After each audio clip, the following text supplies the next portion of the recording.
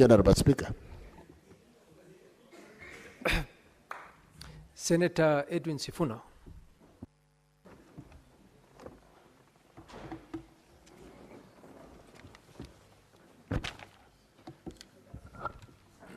Honorable Speaker, in our journey for leadership, we were told that sometimes it is good for you to concede that there are things that are complex, even for you as a leader, and you need to take time to listen to experts and people who have experiences in those fields so that they can guide you. Honorable Speaker, I must admit that ever since I came to this floor of this House, these matters of the formula and the parameters that are being proposed by CRA and the conversations from our colleagues is one of the most difficult conversations to grasp. Speaker, no wonder if you look at Article 215, Sub-Article 4, on what qualifies you to be a member of the Commission on Revenue Allocation, which is the commission that makes these recommendations. It says that to be qualified to be a member of the commission under this section, a person shall have extensive professional experience in financial and economic matters. Honorable Speaker, I remember the very first time the CRA put out a proposal in terms of the revenue sharing formula. I took time to seek out some friends of mine who are commissioners on the CRA. And Honorable Speaker, first of all, the picture that they painted for our country was quite grim for me. That, Honorable Speaker, we rely on data and statistics that are kept in the ministries and departments and agencies, but that data is so corrupt and corrupted and skewed that it is almost totally unreliable.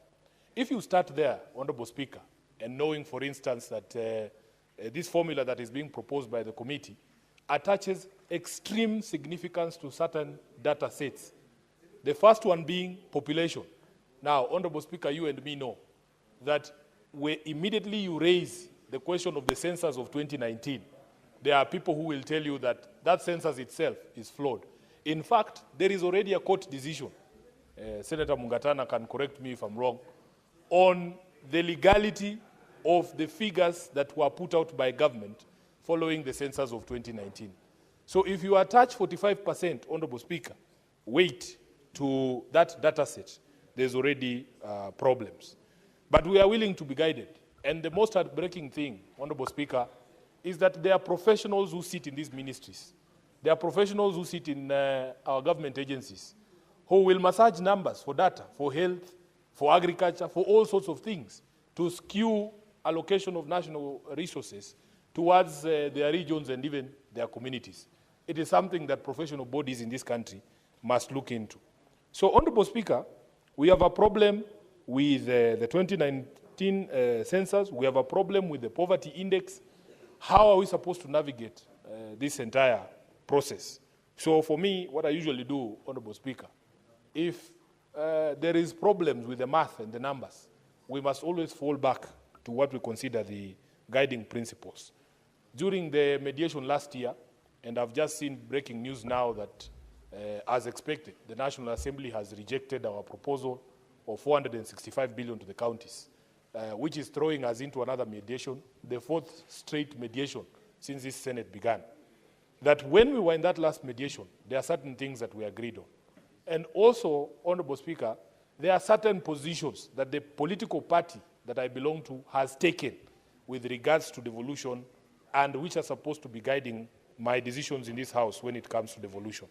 The first one, Honorable Speaker, we as a party and even as this House have set the standard somewhere that it doesn't matter what formula you adopt.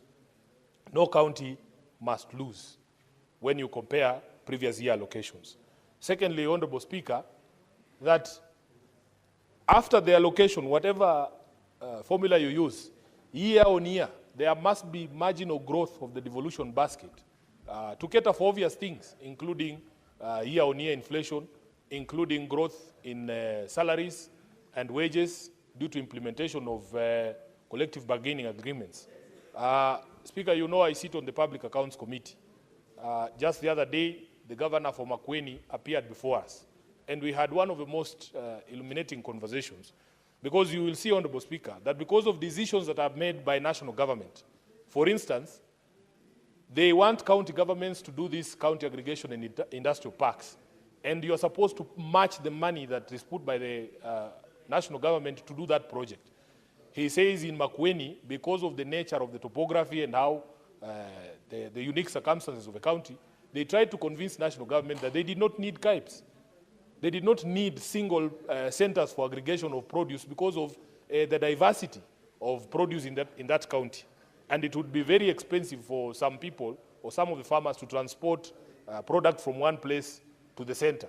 Honorable Speaker, he also told us, he gave us a very clear example, that if you look at the amount of money increment for Makueni County in 2023, 2024, 2024, 2025, is about 55 million Kenya shillings only. But in that same period, if you look at the responsibilities that have been put, fiscal responsibilities on the county, because of the passage of laws that are here in the National Assembly and the Senate. For instance, on SHA and SHIF, this is a new levy that was introduced. If you look at the housing levy alone has added an additional burden to Makueni of 55 million. And yet the annual increase in equitable revenue is 52. So it doesn't make any sense, Honorable Speaker. So we have said that year on year, we want to see marginal increase to cater for these things, including review of salaries and wages for the staff. Then, Honorable Speaker, the final principle was that any shortfall in national revenue or shareable revenue should be borne by the national government. So, Honorable Speaker, we have no problem. Whatever formula is adopted, the position that we have taken is that no county should lose. And we are willing to have that conversation with our colleagues. Now, there is some plea that has come from 11 of our colleagues who represent counties they themselves are calling small counties. And we have a few questions for them, Senator Osotsi and your group. Number one, where did you pluck this 6 billion figure from? What is the scientific basis for that figure? Because although these conversations are complex, we cannot say that you owe a responsibility to explain to us where you got 6 billion. Because why not 7? Why not 5? Why not 8? Number two, Honorable Speaker, if the argument is that most of this money goes to recurrent expenditure, we sit in the Public Accounts Committee, and Honorable Speaker, some of those counties, if you hear the stories in those counties, you will see that there is absolutely no justification to add the money. My view has always been that at the advent of devolution, people thought that counties existed to serve their tribes, that this was our county. It is the reason why if you come from Bungoma and you go and apply for a job in Kakamega, they'll tell you, you go back to your county. Even if you are a Bukusu person, man or woman, born in Kakamega. Many people will not distinguish between a Kisi from Nyamira and one from Kisi County. But they themselves at the local level know this one is from Nyamira and this one is from Kisi. And you cannot apply for jobs there because they'll tell you, your share is there, you go and get yours there. That is the true situation. So you find we had a county entity speaker that comes to the Public Accounts Committee, and a governor has hired over 30 advisors. And that county has only 2 constituencies, Honorable Speaker. There are less than 10 MCAs in that county. But he has hired for himself over 34 advisors. That is what the money for the county is going to. The governor wants to be able to go to every village and say, I employed so-and-so's son, he's working in my county government.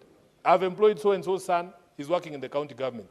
And all of them, Honorable Speaker, I think with the exception of only Nairobi, they have never even complied with the requirement of ethnic balance in their counties, which is demonstrating my point that people think these counties exist to serve the dominant communities in those regions.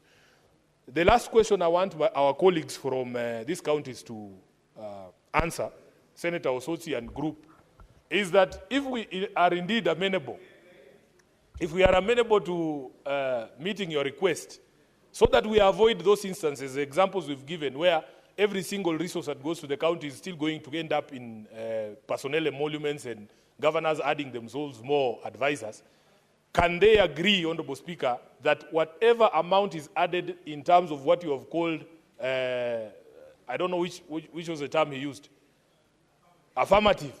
That we ring fence that amount of money, whatever it is, for the development that you are claiming is going towards. Because we don't want a situation where you get that affirmative action fund, whatever it is you want to call it, and then it all goes to hiring more people on the ground.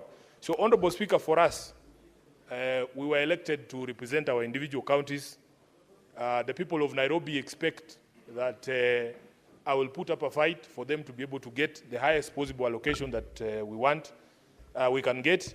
But Speaker, for me, I am very clear in my mind, even when we were doing the MOU with our counterparts from UDA, that because devolution is something that we hold dear as ODM, we have drawn a certain line in the sand. I am happy that the Senate improved on the proposal from us under that MOU for 450 billion. We have passed as a House 465. Honorable Speaker, I don't know why people get upset when I speak about that MOU. I honestly do not understand, because it is a reminder of the things that we have committed ourselves to. And every single day, we have opportunity to remind each other that this is what we agreed upon. Because we look at things happening in this country. In the morning, I was telling the majority leader how I was very proud to hear him say on national TV that some things that are happening don't make sense, even to him. You know, when it came to the arrest of this young, coder on Twitter for creating a website that we could harness feedback on the finance bill. Honorable Speaker, those things don't make sense to me. Why would you arrest such a person? For what? So even on the question of devolution, we have a responsibility to remind each other that these are the things that we have agreed upon. And when I say I'm keeping score or I have the marking scheme, that is the job of the SG of the party. That is the responsibility I've been given, Honorable Speaker. So for this one, so that we cut down all this noise and we are able to meet everybody's need, let us make sure that we get 450 billion Kenya shillings for devolution. And I want to insist that the national government, 465, but minimum 450 that we agreed in the MOU. Just to remind my brother, the treasurer, the National Treasury, CS, that this is what we agreed to, and we have an expectation from you that you will deliver for the family of devolution. I thank you, Honorable Speaker. I support. Thank you, Senator. Senator Mungatana. Mr. Speaker, I want to thank you for giving me the opportunity to debate this morning.